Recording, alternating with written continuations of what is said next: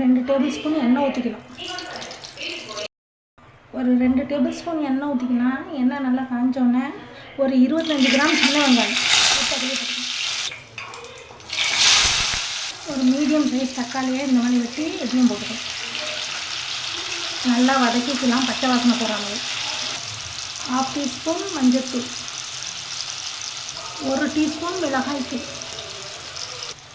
3 teaspoon கொத்தமல்லி தூள்,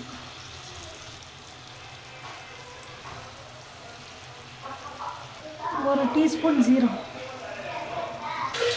1 மூடி அளவு சின்ன தேங்காய் அதையும் போட்டு எல்லாத்தையும் பச்சை வாசனை போகிற அளவு லைட்டாக வதக்கிக்கலாம்.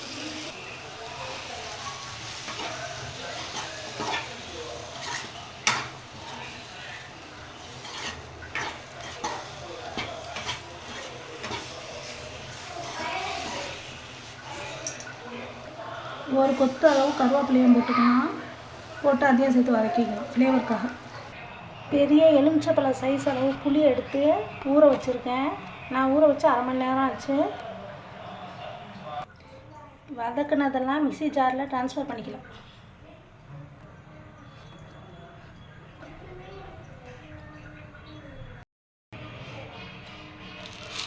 இதுக்கு தேவையான அளவு உப்பு போட்டுக்கலாம். இதுக்கு தேவையான அளவு தண்ணி ஊற்றி நல்லா நைஸாக அரைச்சிடும்.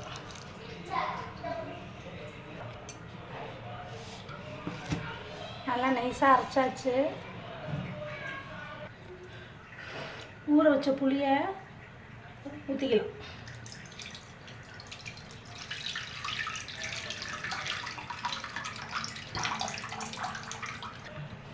அரைச்ச பேஸ்ட்டை இதில் ஊற்றிக்கலாம். அரைச்சி வச்ச பேஸ்ட்டை அரைச்சி வச்சோம்ல வதக்கி அந்த பேஸ்ட்டை இதில் ஊற்றிக்கலாம்.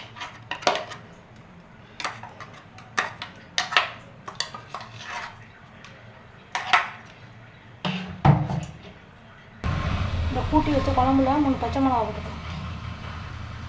2 மீடியம் சைஸ் தக்காளியை போட்டுக்கலாம்.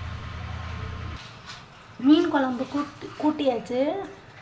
இதை தாளித்து விட்டு மீனை கொதிக்க விட்டு மீனை போட்டுக்க வேண்டியது தான். 2 டேபிள் ஸ்பூன் அளவு எண்ணெய் ஊற்றிக்கலாம். 1 டீஸ்பூன் அளவு கடுகு போட்டுக்கலாம்.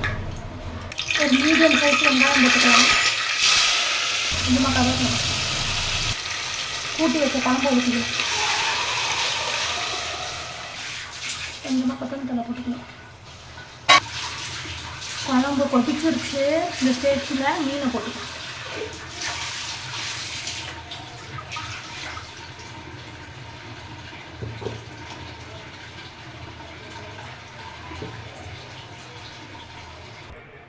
மீன் போட்டு குழம்ப ரொம்ப நேரம் கொதிக்க விடக்கூடாது.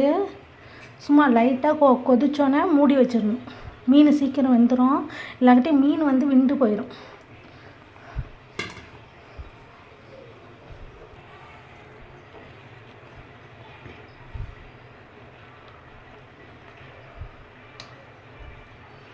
அவ்வளோதான், சூப்பரான மீன் குழம்பு ரெடி.